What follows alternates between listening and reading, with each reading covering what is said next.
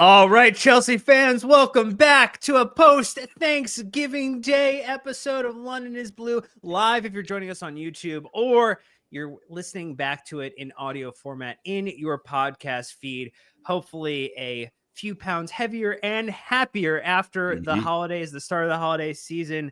But Nick joining me as well as we break down a wonderful, a sumptuous, a delicious, and delightful delivery of 3 points to this Chelsea team from Enzo Maresca. Smiles abound on the players' faces, supporters' faces, our faces as well, as Chelsea continue to be a tough out for any team that draws against them. Chelsea beating Aston Villa 3-0 on the day, Nick. And what a great way to start December. Yeah, this is one I kind of had earmarked on the calendar for a while, just to because I think this is a mile marker for Chelsea in the season, right? I think we're relatively level with Villa last year, although way different in terms of like table place. I think we played them well a couple of times, and they played us well, and this was not really even a contest. Chelsea were utterly dominant. They deployed a kind of different formation. Class on the ball, class off the ball. An excellent start to December, a month historically that leaves us wanting a hell of a lot more than we normally get. So very, very excited about this one, Dave. Well, we're getting a couple 3-word match reviews, the patented way that we talk about the match to at least frame the conversation. Get one from Garland here with the fried Villa's turkey. You had one from Dushan with the our best 90 ? Nick, do you have a 3-word match review to sum up this one, to set the stage, to set the scene for the 90 plus minutes that we saw Chelsea exert a dominant performance over this Villa team? So just because of the Thanksgiving holiday and the fact that my mother did send me home with a healthy portion of my 3-word match review, pie for breakfast. That's right. We're going pie for breakfast to celebrate this excellent performance. And it's pumpkin pie, just to be clear to our English followers. We had a couple more in the live chat on YouTube. We had one from Kofi with the Nico is him. You had Steve with the Blues Burn Villains. You had a couple from our Discord community. Brad with the Caicedo for president. You had Jason with the year's best win. And you had a couple with the Matt, who also had the freshly laundered linen. Clean sheet, not very common for this Chelsea team this season. Look, if you listen to the US broadcast, they talked a lot about the Lexus stoppage time. And so my 3-word match review comes in the form of a question, Nick. December to remember? Dan, This could be the start of one. It's the 1st of December. Can we just... I don't care. Can you make this your December post-Boxing Day 3-word match review, and then we can officially decide how December went? Look, I think I'll cap it, right? I'll start it as a question, and my hope is I can end the month as a statement, a declarative statement with a underline, bold, impact font, size 72. That's what we're hoping for. That's what we're striving for. But look, we want to talk a lot about this match. I think there's some tactical changes that Enzo Maresca made that had people scratching their head at the start of the lineup drop about 69 minutes before the match. You had how that actually went down in the first match, which was a Chelsea thought. You have a lot of fun comments in our live chat on YouTube. So if you didn't join it live, you should come back and join it. If you're listening to podcast form, leave a 5-star review on Apple Podcasts and Spotify. It's always appreciated thing to help support the podcast. But look, Nick, I want to run us through that lineup and kind of start to set the stage there. It was Nico Jackson up top, Jadon Sancho, Cole Palmer, and Pedro Neto behind them. Midfield combination of Enzo Fernandez and Romeo Lavia. And then it was a back 4, but not really in the way that it played out with Cucurella, Colwell, West Fofana, who did come off injured later for Benoit Badiashile, and Moises Caicedo dropping in at the right back inverted position that we had a chance to see. And look, it was Big Bob Sanchez today. That's right. Good performance on the day from the one Robert. So he gets his Bob accolades today. What did you make, and what was your initial reaction to how this lineup looked? And then, from the drop, and then also how it kind of played out in that first, 15, 20, 30 minutes, what you saw? Yeah, I mean, I think the way that it functioned was like a 3-box-3 with Cucurella really primarily staying back. And then, I think you have Caicedo really navigating between right back and kind of right midfield area, something that we've seen him do before, but maybe not for an entire game. And I thought that was really interesting. And what it did was allow, I think the combination of Cucurella and Caicedo to kind of partner Lavia and allow Enzo Fernandez to really partner Cole as a second number 10, allow the wingers to stay extremely wide and provide great width, and then for Jackson to kind of float in between the lines and then make some pretty direct runs throughout the game too.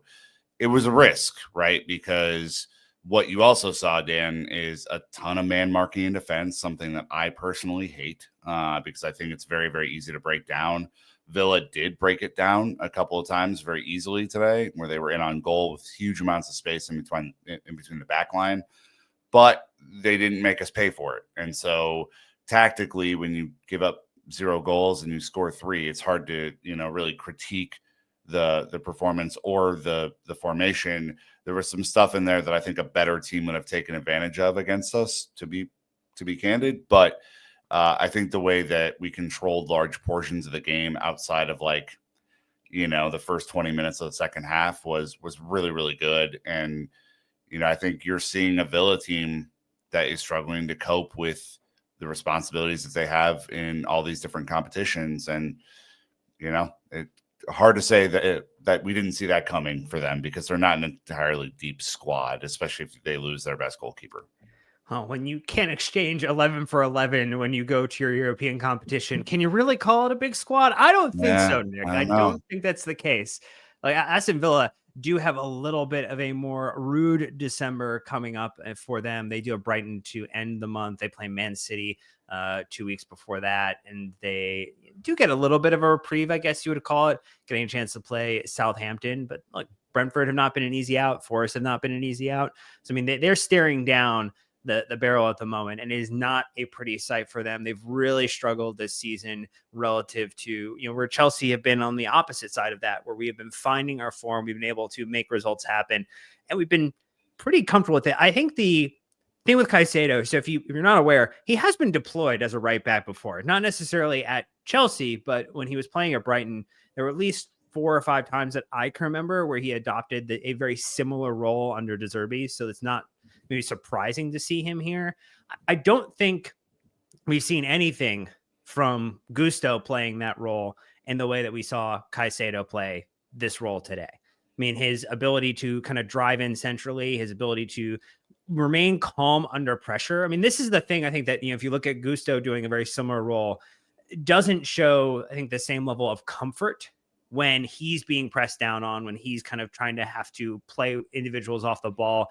Caicedo is just a kind of class above. I mean, I think it's funny at this point, Nick, to hear the price tag quoted again and again. And every time I hear it, I'm thinking, wow, great value for money. Like absolutely phenomenal value to pay above and beyond to have snatched him ahead of Liverpool. Like he is proving, I think, in every performance that, comments in the chat saying, hey, wherever you play him, like he absolutely is dominant. You play him in that kind of deeper lying role, he's good. You play him in a more forward role, he's good. If you're playing him at right back, you're good. He might be a good striker too. I don't know. We should try it out one point just for funsies to see what happens. Yeah, no, I think you're seeing a guy, after a year in the team where, different system, different tactics last year is really, really thriving right now.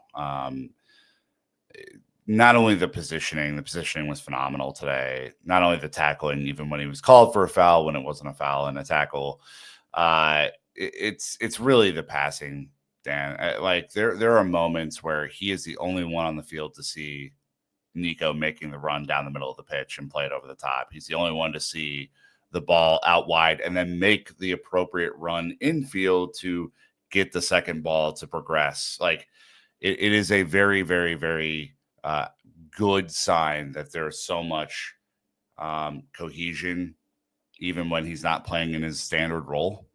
I think that was really interesting for me to see today. You had a lot of different responsibilities across the pitch. he and Cucurella had a ton of work to do, and they did it flawlessly. And, you're looking at, a guy who can do a lot of things, especially when you consider that Reece James is not likely to have much of an impact here for however long it takes to get him back. And I'm not even going to put a timestamp on that because I think that's pointless at this stage. So, if you're able in big games to saddle up the midfield with all three of like the first team midfielders and have him play this critical role where he kind of functions as a right back and covers off and, does some of the ball progression things, we're going to be able to be more ball dominant against bigger teams, right? Even Man City, for example, even Liverpool. This is a really, really interesting tweak. I don't think we executed it flawlessly in defense, just be very clear, but you could see the signs of how that could be very powerful moving forward. It did, I think, force Wes into a couple of situations, Yeah. having to be really thoughtful around where Watkins was and then also where McGinn was, and one or two times where maybe Caicedo was bypassed. And the one foul that wasn't a foul where he clearly got the ball, it was just, again, the wonderful PGMOL trying to give out gifts early in December. Don't pop that out of the advent calendar. Come on. Look, when you look at Caicedo's stats, though, to your point, Nick, he did have 88% pass accuracy today, 56 out of 64. He was fouled twice. He ended up winning 3 of his 5 ground duels, won 1 out of 1 in the air, 1 clearance, 2 interceptions, and 2 total tackles. So very much a kind of complete performance from him in a role that he is not accustomed to. And it also adds a little bit of solution to the Enzo Maresca question of like, what do you do with Enzo Fernandez when you have Moises Caicedo, Romeo Lavia, and Enzo Fernandez all looking for minutes and all looking for time? And look, it's only been 2 games. So, I'm always one to maybe push an agenda a little early in the form of positivity. So I'll try to, no way. This one out a little bit. Unbelievable. But are we starting to see a little bit of the best of Enzo Fernandez again? It was an international break, and he comes back looking like the man we were sold. I mean, there are a lot of jokes out there about why he's playing well right now. I'm not going to repeat those jokes. I think they're in poor taste, but I would say that like him up front in a role where there's limited defensive responsibility is obviously where he's going to play the best. I think that you saw, after Leicester, Enzo Maresca officially calls Enzo Fernandez an attacking midfielder. And I think for a lot of Chelsea fans who have been bemoaning him as one of the double sixes for his lack of defensive ability and frankly physicality, like he's just not that physical of a player, seeing him up top in a place where he can use his physicality, the physicality he has, but also his great touches on the ball and his excellent passing. And even today, for me, the excellent finish, Travella off the right boot. This is critical for him, right? He has been tried in a bunch of different roles. They haven't worked out. And Enzo Maresca is now saying to Enzo Fernandez, do this and do it really well. Arrive late in the box. Be a contributor in our really good attack for the season so far, right? We can talk about where we sit for goals for and all that sort of stuff. We're second in goals for in the league right now. So like this is your time. We're putting you in a big match in the Premier League. What can you do for us? And he showed up today. He did show up. And, I think frankly, in some of the advanced pressing situations where I was worried about him, I think, you have Neto, you have Sancho, guys who are coming around to the system, but not quite fully adapted in a way. He did lead from the front at times today. He did win the ball back in areas. There was that excellent passage in the beginning of the second half where he wins the ball in midfield, plays a peach of a ball through to Jackson, who just didn't pull the trigger fast enough.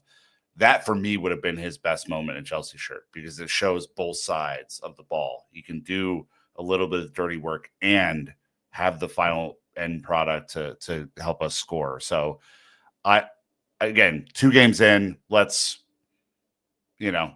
cool our jets on exactly what this means. But especially in these moments where we're playing low block teams, Dan, I think this is a very interesting potential solution to everyone crowding Cole off the ball and kicking the hell out of him, because this is another option that you cannot look away from right? He has to be marked because he's too dangerous on the ball. Yeah, and you think about the game-breaking ability that provides to Enzo Maresca, some of those balls over the top, the ability to send it centrally or to even kind of play it out, to the sides.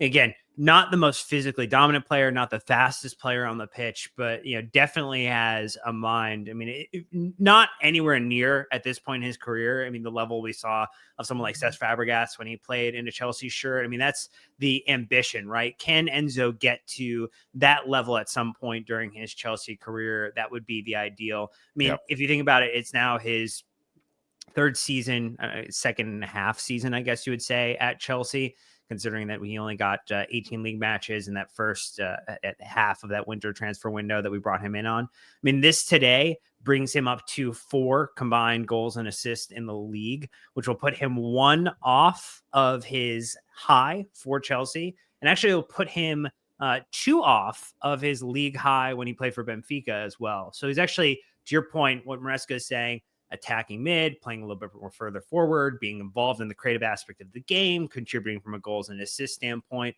not just the pass before the pass, the hockey assists that, he's kind of come to be involved in with this team, because usually it's a ball over the top, a great ball over the top that then sets up a Palmer and Nico, or a Neto and Palmer, some type of combination there. This is what we've been hoping to see. This is what we would like to see more of. It does create a little bit of high risk, high reward, because that midfield can get run through at times. And we saw that a few times where, you had Ollie Watkins making a phenomenal run past Romeo Lavia, past Enzo Fernandez, centrally putting our defenders in some precarious positions. But in general, on the day, Robert Sanchez was not, Bob was not pressed too heavily in any way, shape, or form with those runs. They got closed down quickly enough. No one was so exposed that it was frankly like a 0-on-1 opportunity. I mean, all of them were, 1-on-1s. And I think maybe that shows a little bit of trust that Maresca has, with Wes and with Levi at the moment, to say, look, I'm going to put you in some of those positions. I'm going to force you to have to make a big stop occasionally, but I want to commit more forward. I want to continue pressing. I want to make sure it's difficult for the other team to even get out of their half. And that is going to be the risk and reward of this system. I mean, Dan, you're looking at like Chelsea 17 shots to Villa's 10, 8 shots on target to Villa's 4. We had 65% of the ball, almost double their passes, right? Like this is a team that did not seem overly concerned, rightly or wrongly, because I do think that early one-on-one chance with Watkins and Bob was a big moment in the game. Didn't seem overly concerned with what Villa was offering in attack. I mean, McGinn was so far pressed back because we had so much of the ball. He was basically playing like left back at one point, alongside whatever their left back's name is, who I always forget, former Everton guy. Lucas Digne. Lucas Digne, yes. They were so condensed that McGinn, who I think is still their most valuable player and someone who I hate playing against because he's a bastard go to bastard for sure.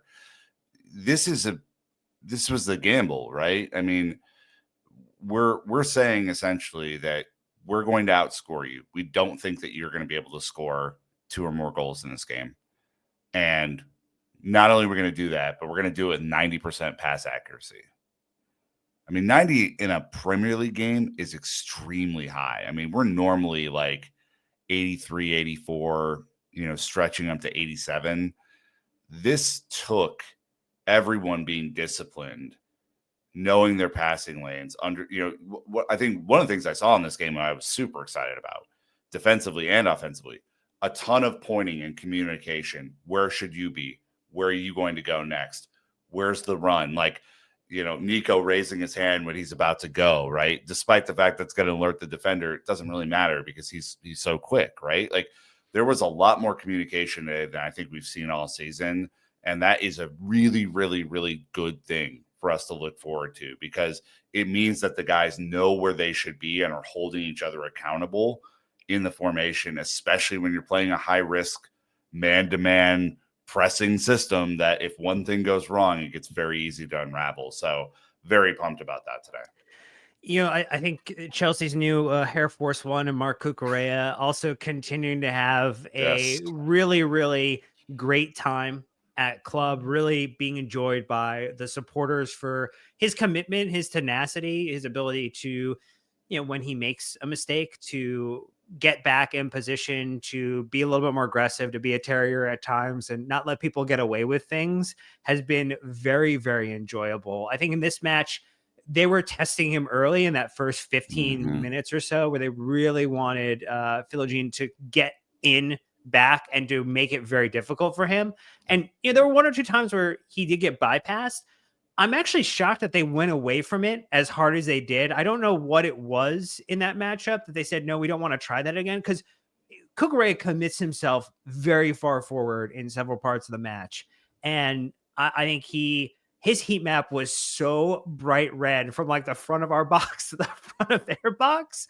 I love the way he's playing right now. I think it is such an enjoyable character.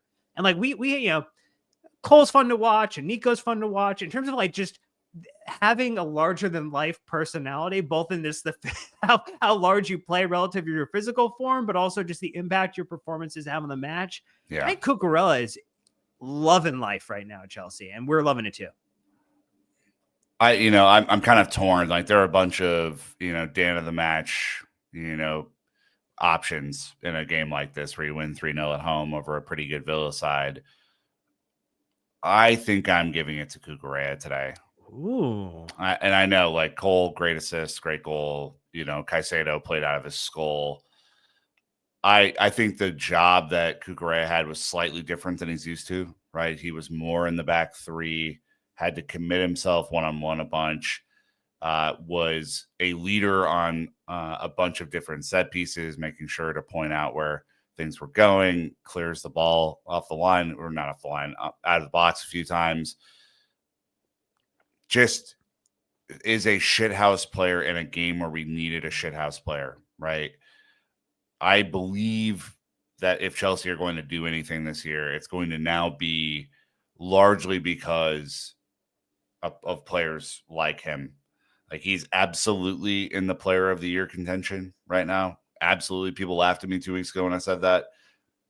I don't think you can laugh at me anymore. I think he's absolutely up there. And if you watch his entire performance, like he was one of two guys I really keyed in on. It was on him and Caicedo today as I was watching the match. I was so impressed with what I saw from Cucurella. I mean, didn't put a foot wrong. Seemed to get back in the right position. There was that excellent sequence where we gave the ball up a couple times and Leon Bailey is driving at him, right? Doing all the step overs and all the stuff. And Cucurella just calmly puts his foot in between Bailey and the ball, wins it back, progresses the ball upfield. We go down. Like impressive. Absolutely a player of the year contender right now. Obviously Cole Palmer, obviously Moises Caicedo up there as well, and probably ahead for a lot of people.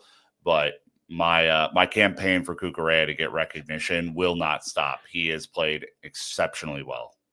Yeah, we'll see how your get out the vote efforts work on that one. So we have a lot of players, I think. I mean, in general, I think Cucurella is definitely in the conversation. Caicedo absolutely in there. I mean, with the contributions that Nico and Cole have, I think they're always going to be in the conversation. That's probably the four, if you were putting it in a Twitter or X style ballot to start off with, at the four who would rise to the top in terms of player of the season conversation. I think it's actually kind of funny that our defense has not one, not two, but three individuals who came from Brighton. And if you wanted, you could say that it's actually four, if you want to count the year abroad or the year across that Levi did over there as well. That's like a very unique feature of our team where we've have players who came to the club with Premier League experience. And I think you're seeing a little bit more of the benefit of that, where some of the defensive deployments we tried in the last couple seasons had a lot of very green individuals, had players who maybe had not played in the Premier League or did not have a ton of Premier League experience. And so I think I'm continuing to raise the floor of expectation for this team as they become more experienced, as we settle on a lineup. I think we can definitely plan to see this again.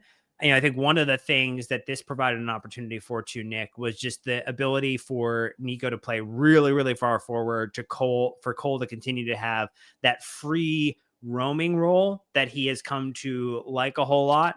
And look, it was a tale of halves. Nico had his moment in the first half. Cole has his moment in the second half. Cole can kind of be off the whole game and can deliver a beautiful moment. And we can also win when Cole is potentially, finding a little bit more challenging as he's getting marked by not one, not two, but sometimes three players all hanging around in the general 5-yard vicinity of him because he is that dangerous. Maybe if he had kicked it high, he could have gotten a second goal off of that 6-yard free kick that we had an opportunity for off the back pass. I don't know. Yeah, that's probably the only thing you could say negatively about his performance today. I mean, look, he is now going through a transformation as a player, right? He's going from a guy that seemingly everyone, despite the insane amount of tape that folks had on him last year, couldn't figure out a way to mark him, to teams are now overcommitting to take him out of the game, right? This is obvious. It happens to all great players. You get schemed against instead of just being one of 11 guys that's a part of the game plan. He's now being schemed against every single week, right? Different ways to kind of take him out. I think that's why McGinn was so far back at times too, is to try and like shade him a little bit and make sure that he knew there was a physical presence over there. I mean, I think you're going to see Palmer in games like this dominate less, but that might not be a bad thing, because I think what you saw today is a team evenly distribute the ball, not be over reliant on one guy to win them the match. And I think what you saw is on the left-hand side, tons of space for Sancho early on, for Jackson early on, right? For Fernandez to get forward, so on and so forth. And for Fernandez and Cole to switch at times, and Cole to the left and Fernandez stay on the right. Like, there are a lot of different ways that I think Maresca is going to try and scheme him back into the game against 2-3 opposition players. But 1 goal, 1 assist. The expected assist is off of a 0.08. That's just casual. And then the expected goal is a 0.33. It's a phenomenal finish. It is a phenomenal finish. And especially in the second half, where we were really struggling to kind of formally put the game away and get that third goal, it was a moment of class. And that's what you expect from this guy. He is unfreaking believable, man. He is really, really good. I would say, even if you were to kind of poke criticism at Cole Palmer at the moment, which is very hard to do, I think, but if you say like he's off it a little bit, maybe he's getting a little bit more attention, so it's making it more challenging for him. When you look at last season, so his shot on target percentage has dipped in the league. It was 37% last season. It's 32.4 now. Shots per 90 goes from 3.45 to 3.9. That's going to probably rise after this match, considering he had 5 shots in this game. So the shots on target per 90, light dip 1.28 to 1.03. The thing that's different is, even though his shots on target per 90 has actually decreased a little bit, the goals per shot is increasing. So 0.13 last season, 0.16 this season, 0.35 goals per shot on target, 0.5. So his actual like ultimate end result, which is the goals coming from his shots, is actually improving. And it's like, hey, there might be some things you can poke criticism at. There might be some opportunity for him to continue to grow, evolve, to learn as a player. I mean, he has 14 goal involvements in 13 Premier League games, 8 goals and 6 assists. Very cold. And then when you think about the fact he has now had 47 goal contributions since he has joined the club, that's 30 nuts. Goals, 17 assists. Absolutely a ridiculous player who can transform a game. And this is like the criticism we had at points under the Hazard area. Again, I'm not trying to draw the direct comparison. We're just saying, like, there were games where if Eden Hazard wasn't coming to play, totally, the game was done. The game was gone. And no manager could figure out how to fix that, over multiple managers of trying to figure out how to kind of work around that. This is a different era where even if Cole is struggling, we now have players who can provide value, who can make a goal happen out of nothing. And you get the cherry on top of Cole Palmer deciding to pick one out and say, okay, yeah, I'm going to contribute here. Like, he does a lot even without being involved. And that is just, I think, the sign that he's going through kind of the next level of his evolution, that this team is becoming better And we ultimately are all enjoying the fact that as we have a comment here in the live chat from Prem Talk with we are no longer Palmer FC. And that actually is a really, really good thing. Oh, for sure. I'm going to bring this one back up from Ben here. What's the XC, the X celebrations, Dan? Did you have two coming in today? What was your over under on those? Come on the goal celebrations? Oh yeah. I think it might have been. I was thinking it was a 3. I mean, Sam and I talked about this. We thought it could be a 2-1, and we thought it could be a 3-1. But I think we generally felt like it wasn't going to be a difficult out, given the fact that Villa have just had a little tougher run, missing some players, and finding themselves in an injury situation.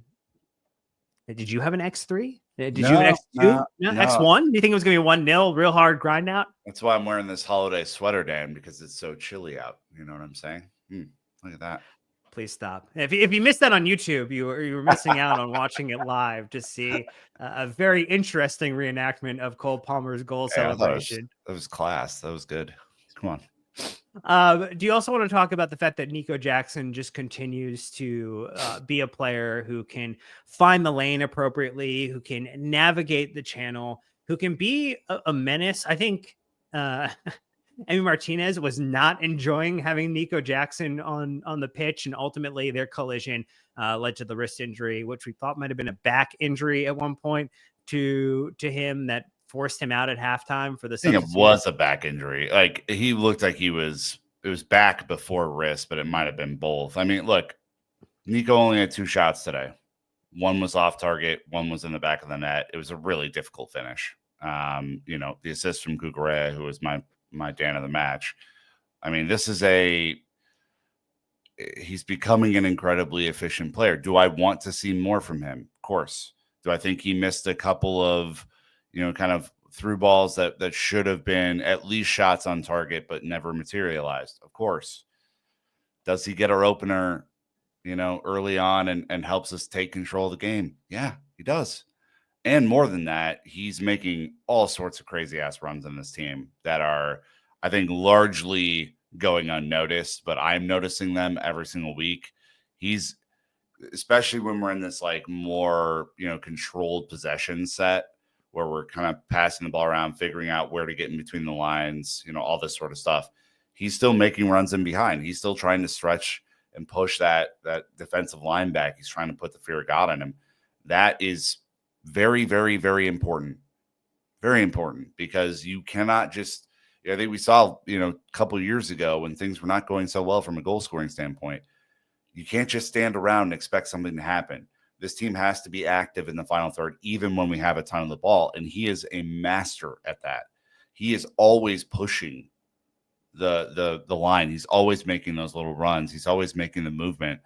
It's incredibly difficult to do. It takes a ton of energy. He obviously collapses in on that like pseudo chance where, Martinez has a terrible pass out, and he might have capitalized on that situation if he didn't catch him a little bit by surprise. But I mean, Dan, we're seeing a player who, I think despite the fact that, he's not finishing at the rate of Leo Messi in prime Barcelona days, is still an incredibly important contributor for this team. So if you, similar to the Cole conversation, I'm going to go and talk about last year to this year for Nico, just to set, I think, additional context. So his shots on target last season, where he had a chance to shoot 80 times across all competitions, 47.5%. He has shot before this game 28 times and is at 60.7% shots on target. There you go. Massive improvement. Trying to, with 7 goals off of those 28 shots. He had 14 goals off of the 80 shots last season. So this is really nice to see. The other thing I think is very interesting is last season there was the indecisive element. There was maybe not shooting first time. He's a full yard and a half, a yard and a third closer every time he's shooting the ball this season. His average distance from goal, 11.3 yards versus 12.6 last season. It's close to about 4 feet of difference from where he's shooting the ball on average. Like, he is becoming very comfortable in the box, getting closer, playing under pressure, playing in a one-on-one. and making the right decision. And I think if we're talking about like what was frustrating watching Nico last season was some of the when will he shoot, when will he not shoot, when will he pass it off, will he not pass it off? Like again, evolution to his game, revolution to the way that he is playing. And ultimately, we are the beneficiaries of the fact that he is taking a step up here and can be relied upon as a top level striker. There's a reason why I think we talk about the fact that we're now on December 1st. Chelsea are not getting linked to every striker under the sun from a transfer rumor perspective because we're doing well. We are in the top 4 in the Premier League. Nico is continuing to excel. And you talk about Clear Lake's ROI at the moment in a couple of these transfers. Like he is absolutely well and above and multiples levels of factor ahead of like what we paid for him is in terms of his like actual like value in the market today. Yeah, I mean, I think the finish, I'll just go back to the finish one time because it's not easy. And I think, there are plenty of strikers in the league who would have fluffed that chance, right? Who just wouldn't have had the right touch on it, who, wouldn't have seen it coming at all. And not only did he, it was a difficult ball to control. It was a difficult ball to put kind of near post area, but he was ready for it. Like part of being a good striker is just understanding when a chance could come and be ready to take it. And it doesn't have to be the pretty, it doesn't have to be the Travella that Enzo scores or the pretty goal that Cole scores later in the game. It's just being in the right place at the right time. You're starting to see him show up in those places very frequently and becoming a danger. He's stretching the field. He's doing all sorts of great stuff. I know that there's, there are a couple, moments here that are frustrating for folks, right? Where people feel like he should be doing better. Totally agree with you. But if you look at him, Sam's bringing up the stats from afar here. The improvement is marked year over year. It's really important. And, again, if he's able to stretch this, we're not, this is our 13th game of the season, right? We're not even close to halfway done. If he's able to stretch this into a 20-goal season, think about what that means for Chelsea. It means that the burden is not all on Cole Palmer to score every single goal this year. It means that we're converting a higher percentage of our chances than we did last year. And it probably means the position on the table that we end up with a 20-goal striker is going to be much higher than it was last year. So all those things are good indicators for me. He is about 48% of the way to his total goal plus an assist contribution after this match to this, from this season compared to last season. So the platform is set, the stage is ready, and we may, in fact, at the end of this, be very much celebrating the Hills Trail brothers with the comment here. Nico, we trust. Time to make a fathead sign of American Penny replacing Lincoln's. But there you go. Nico Jackson smirking, becoming as reliable as the old Penny. Look, you lose them often, but you find them right when you need them. So that definitely is very much the Nico Jackson kind of moment here. What are the other thoughts on this match before we kind of pivot and take a look ahead at the next run of fixtures, Nick, at the games coming up for this Chelsea team and where we sit in the table after a fun weekend, I think, of Premier League fixtures, definitely embracing the festive vibes of the weekend and the start of the festive season. Yeah, you're going to see a lot of this holiday sweater coming up over the next month for sure. But, just last thought on a player that we haven't mentioned yet, but I thought Levi, and Ollie Glanville called this out in our other group chat, but Levi was better today than he has been in the last few matches. He had a ton to do one-on-one marking. He obviously saves a potential goal, deflecting it out on that header.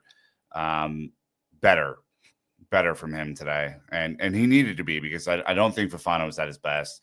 Fofana obviously gets hurt, right? That's not a phenomenal thing for this team. To Brandon's question on the Thanksgiving mailbag pod, who's the next center back up? It's clearly Battershield now.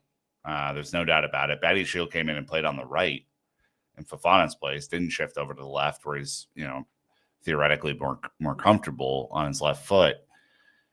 That'll be interesting. Levi playing better.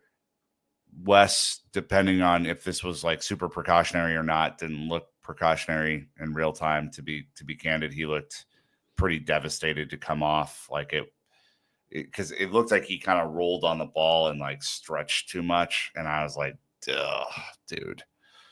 It's like for him and Reese and all these guys who have been kind of perma injured, like you just want to see him get a run of health so badly. And we'll see. We'll see what the Fofana injury does. That was one I did not have on the old bingo card today. But yeah, I think center backs by and large were okay. Levi was much better. Nick, can I interest you on a Chelsea team that has not lost in the Premier League since October 20th, has not lost a game since October 30th in the League Cup? Is that something I can interest you in? That is nice. That's good to hear. I like that. I mean, so maybe just setting the stage. So if you are not aware, if you've not checked the table, Chelsea currently sitting in third position on the table. Most likely that is going to drop to fourth in some way, shape, or form, depending upon this Liverpool-Man City game that's kicking off at time of live stream, at time of recording, if you're listening back. Chelsea level on points with one Arsenal, who I was told at the beginning of the season we're going to win the league. So that may by proxy, Nick, might mean we are in title contention. I'm just going to say it's a transit property from the Arsenal supporters. Maybe I shouldn't believe them, but I'm going to have to carry that across to at least say, if you're in top four, if you're in a position where you can look up and you're not looking down, are you in title contention? You might be. This Liverpool team is kind of overachieving and playing really well, so I think it's going to be very hard at the moment. But you never know. If the City result kind of happens and City wins, I think we're only behind them on away goals scored in the tiebreaker. I mean, it's a mirror image. 13 games played, 7 wins, 4 draws, 2 losses, 26 goals scored, 14 against, 12 goal difference, and it's away goal. I mean, it's how important away performances have been for us too. Like you think about that, the early, performances in the season where we score 6 against Wolves, right? Like all that stuff really matters.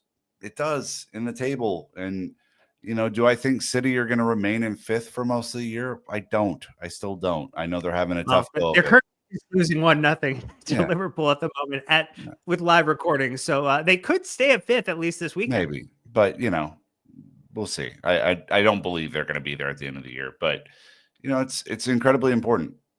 These are small margins in this league where the results and the opportunities and the accolades are big. I mean, it's away goals because West Ham decided to roll over yesterday. It's like the more Chelsea are able to do what we need to do, right? Win 75% of your home games, take half on the road, you're going to be in top 4. You'll end up with 72 points. Anything more than that, you're guaranteed to be up there. Any less, you're hoping for a really great, kind of UEFA coefficient to come through. So, that's where I'm at on that, Dan. Well, our upcoming run of fixtures, we have 2 Premier League matches before we go again in the Conference League in the 5th of 6 matches in the first phase. So we go away to Southampton, and then we go away to Tottenham, our next 2 matches. Southampton, very much a team looking destined to go back down to the Championship this season, and Tottenham, who they lost 2 points in a draw versus 10-man Fulham. In that results in a little bit of a London derby. Big opportunity for this team to pick up 6 more points between now and a similar time next weekend. That would go a long way to putting them closer to that position that you talked about there, being very comfortable, kind of creating a little more space on the table. You're starting to see some space, maybe not as much as you would like at this point. I mean, Forest in 6th position on 22 points. You've got a 3-point gap there. Tottenham currently on 20 points. We're going to play. You can put them, essentially 6 points behind by winning this fixture. And then we get some real separation, which are going to only further improve Chelsea's odds of a top 4 finish, of being in, a title contention, though that's going to require Liverpool to do some type of slipping up in the near future. And that has been something that they seem to be impervious to at the moment. But I feel very good about where we're at. You would rather be in our position than 17 other teams in the league at the moment. Yeah, and I mean, look, the opportunities are there, right? So you handle your business against the last place Southampton, against a Spurs team that is as off and on as any team in the league, against a Brentford team that will be dangerous, that will try and hurt us on some of these counters. I wouldn't deploy the same tactics against Brentford that you did today against Villa. I think they have a little bit more quality in front of goal. Then you have Everton, a team that just got demolished, and we're probably going to see a new manager bump right in front of that game. Fulham, scrappy. Ipswich, kind of scrappy, but definitely not the same level as us. I mean, that takes you through December. That's December 30th. So we're at December 1st today. That's our bookend for December 30th. And if we come out of there, like I said, only dropping a couple of points. I had today in my preview was as potential drop points. We didn't drop points today. Maybe Spurs, maybe, but I don't know. I'm not super high on them. You get through this with all wins, you're cooking. If you only drop a couple points, you're cooking, right? You start the year off with Palace and Bournemouth and Wolves. It's right there for us.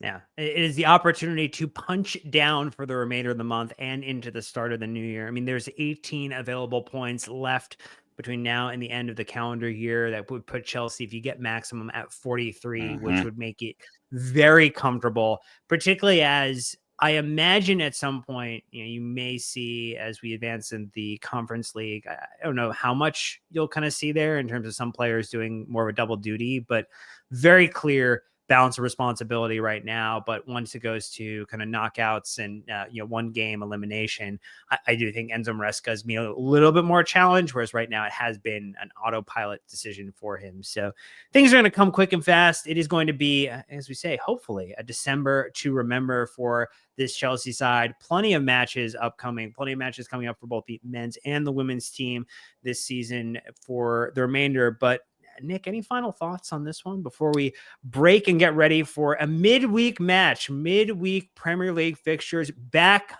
on the menu? December 30th, we will know if we were right to be this optimistic or if we were maybe a little bit ahead of ourselves. We'll see. But I'm leaning more towards the former. So we'll see. And another Dan in the chat saying that believe Nick wanted 26 points from the next 30 available on our Brazil South American podcast. Our friends Jets and Nat is very doable. It is very doable to get maximum Incredibly points doable. or close to it, given the competition that you're punching down against. But is the Premier League? It is a bit crazy. Things can happen in any which way, and you have to counter. Shenanigans all over the place. The Joker that will always pop up too as the match official that just seemingly has a way to disrupt things. But Chelsea just need to kind of do their own business, take care of themselves, be safe and well during this holiday season. And I think we will all be smiling at the end of this year, heading into the beginning of the next one. But that's going to do it for this one. So thank you to those who joined us on the live stream. Thanks to all of you who listened back to the podcast. Tons more Chelsea content coming your way. We'll have a midweek match review, a weekend match preview with Sam for this Tottenham match. And we've got plenty more conversation about the Conference League too. So don't forget to like and subscribe to the videos, hit the bell icon to get notified, and join us for next time we're on live stream. But that's going to do it for this one. So from Nick and Dan to you, until next time, Chelsea fans, keep the blue flag flying high.